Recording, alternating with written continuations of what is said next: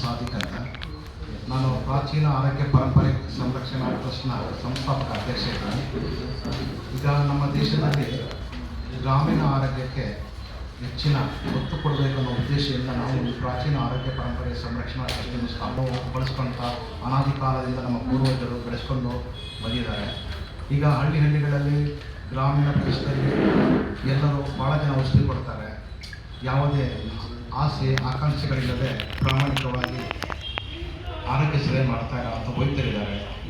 ಅದು ತುಂಬ ರೇರ್ ಅಂತಂಥ ಜಾಗದಲ್ಲಿದ್ದಾರೆ. ತುಂಬ ಮಹತ್ವದ ಕಾಯಿಲೆಗಳ ಔಷಧಿ ಕೊಡ್ತಾರೆ.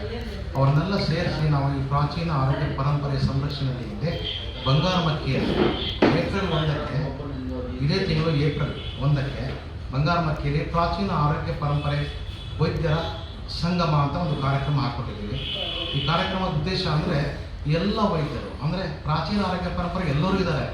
ಒಂದು ನಾಭಿ ಚಿಕಿತ್ಸೆ ಮಾಡಿದ್ದಾರೆ, ಪಾದ ಚಿಕಿತ್ಸೆ ಮಾಡಿದ್ದಾರೆ, ಕಣ್ಣಿನ ಚಿಕಿತ್ಸೆ ಮಾಡಿದ್ದಾರೆ, ಹಲ್ಲಿನ ಚಿಕಿತ್ಸೆ ಮಾಡಿದ್ದಾರೆ.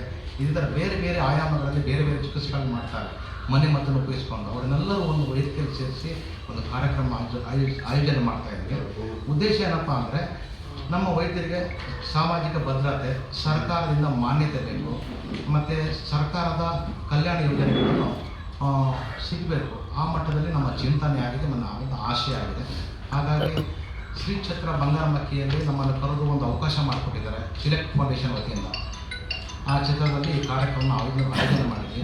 ರಾಜ್ಯದ ಎಲ್ಲ ವೈದ್ಯರು ಅತಿ ಹೆಚ್ಚಿನ ಸಂಖ್ಯೆಯಲ್ಲಿ ಬಂದು ಈ ಕಾರ್ಯಕ್ರಮದಲ್ಲಿ ಭಾಗವಹಿಸಬೇಕು ಅನ್ನೋ ನಮ್ಮ ಆಶೆ ಆಗಿದೆ. ಹಾಗಾಗಿ ನಾವು ಈ ಕಾರ್ಯಕ್ರಮ ನಡೆಸ್ತೇವೆ. ಸುಮಾರು 500 ಜನ ವೈದ್ಯರು ಭಾಗಿಯಾಗ್ತಾರೆ. ಹೆಚ್ಚು ಕಮ್ಮಿ ನಾವು ಆನ್ಲೈನ್ ಬುಕ್ಕಿಂಗ್ ಎಲ್ಲ ಮಾಡ್ತಾ ಇದೆ, ಆನ್ಲೈನ್ ಅಪ್ಲಿಕೇಶನ್ ಸೆಟಪ್ ಮಾಡಿದ್ದಾರೆ.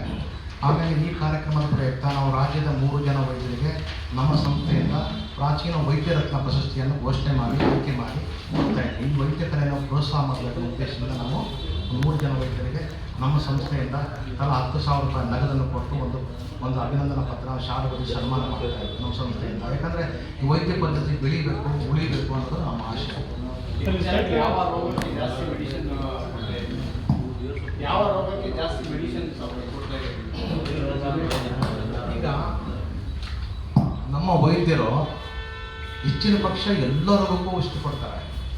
ಏನಾಗಿದೆ ಅಂತ ಹೇಳಿದರೆ ಅದಕ್ಕೆ ಒಂದು ಪಾಲಿಸಿ ಇಲ್ಲ, ಸಿಸ್ಟಮ್ಸ್ ಇಲ್ಲ. ತಲೆನೋವಿಗೂ ಕೊಡ್ತಾರೆ, ಹಲ್ಲು ನೋವಿಗೂ ಕೊಡ್ತಾರೆ, ಕಣ್ಣಿನ ಮೇಲೆ ಕೊಡ್ತಾರೆ, ಮೈಕೈ ನೋವಿಗೆ ಕೊಡ್ತಾರೆ, ಗಂಟು ನೋವಿಗೆ ಕೊಡ್ತಾರೆ, ಬೇದಿಗೂ ಕೊಡ್ತಾರೆ. ಹೆಚ್ಚು ಕಮ್ಮಿ ಎಲ್ಲ ಕಾಯಿಲೆಗಳು ಡಾಕ್ಟರ್ ಆಗಲಿ ಆಪ್ರೇಷನ್ ಆಗಿ ಸಕ್ಸಸ್ ಆಗದೆ ಅವರು ಸಾಯ್ತಾ ಇರೋಂಥ ಬೋಧ ಮೆಡಿಸಿನ್ ಕೊಡ್ತಾಯಿದ್ರು ನಾನು. ಈಗ ನಮ್ಮ ಅಜ್ಜಿ ಕೊಡ್ತಾಯಿದ್ರು, ನಮ್ಮ ತಾಯಿ ಕೊಡ್ತಾಯಿದ್ರು. ನಮಗೆ ಅದ್ರ ಬಗ್ಗೆ ಕುತೂಹಲ.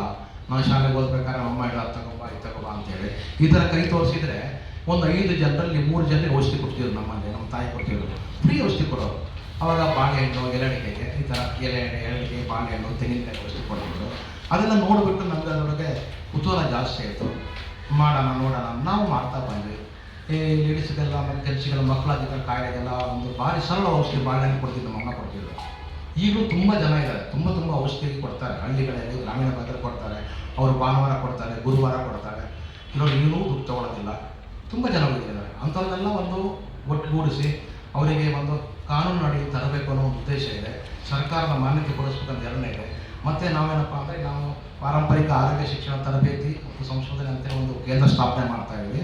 ಅದ್ರ ಉದ್ದೇಶ ಏನಂದರೆ ಪಾರಂಪರಿಕ ವೈದ್ಯರು ಏನಿದ್ದಾರೆ ಅವರಿಗೆ ಪ್ರೊಸೀಜರ್ ಇಲ್ಲ, ಅಂದರೆ ಯಾವುದೇ ನೀತಿ ನಿಯಮಾವಳಿಗಳಿಲ್ಲ. ಆ ರೀತಿ ನೀತಿ ನಿಯಮಗಳು ಅವರಿಗೆ ಕಾನೂನುಬದ್ಧವಾಗಿ ಆ ಥರ ಚೌಕಟ್ಟಡಿಯಲ್ಲಿ ತರಬೇಕನ್ನೋ ಉದ್ದೇಶ ಇದೆ. ಹಾಗಾಗಿ ನಾವು ಈ ಸಂಸ್ಥೆಯನ್ನು ಪ್ರಾರಂಭ ಮಾಡಿದ್ವಿ. ಸರ್, ಈಗ ಮನೆ ಮತ್ತು